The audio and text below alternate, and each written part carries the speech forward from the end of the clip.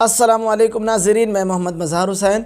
हज़रात, आज हम बात करेंगे नरसिंहानंद स्वामी पर। मैं सबसे पहले आपसे ये पूछना चाहता हूँ, क्या हिंदुस्तान का कानून नहीं रह गया है कि कोई भी शख्स आता है किसी के धर्म पर, किसी के भगवान पर, किसी के पैगंबर पर अभद्र टिप्पणी दे जाता है, उनको गाली दे जाता है।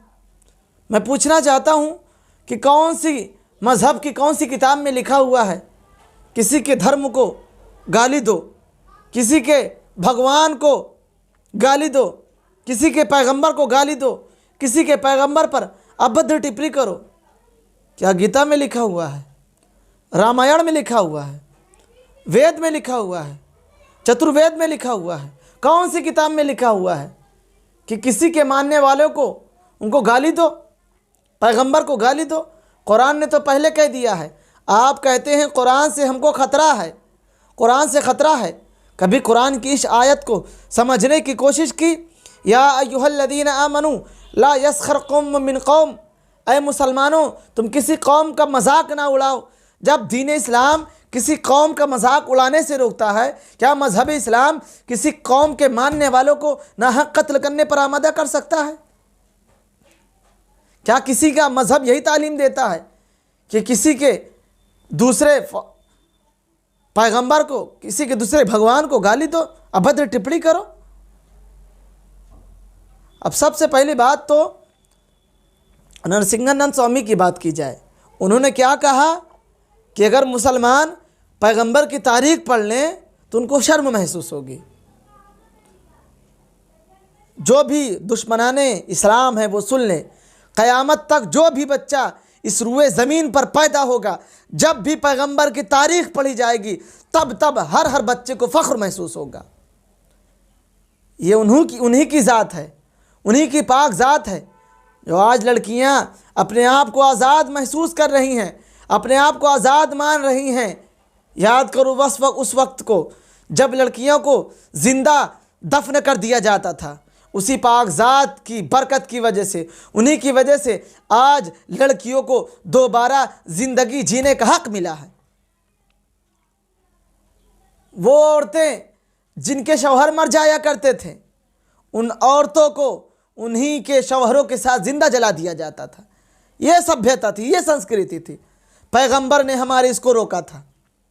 तुम कहते हो शर्म करेंगे लोग?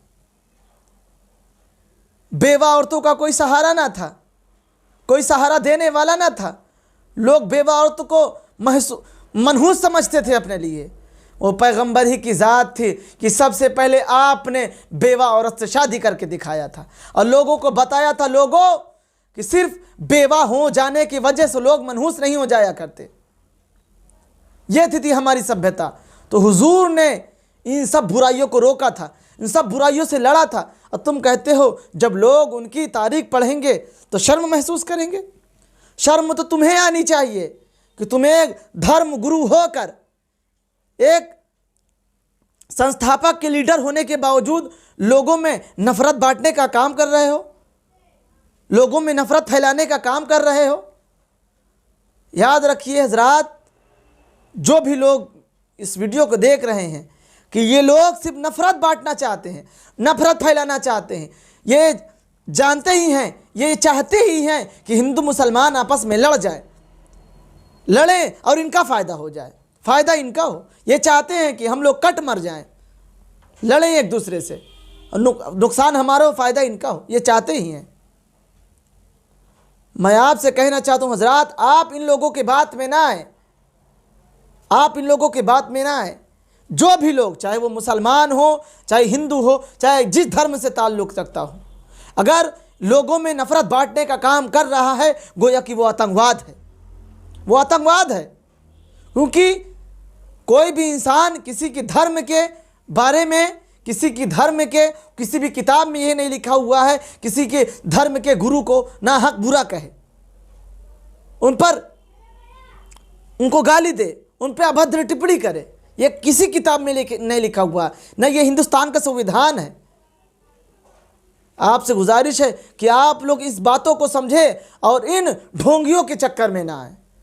उम्मीद है कि आपको हमारी बात समझ में आ गई होगी। अस्सलामु अलैकुम वरहमतुल्लाहि वबरकातुहू।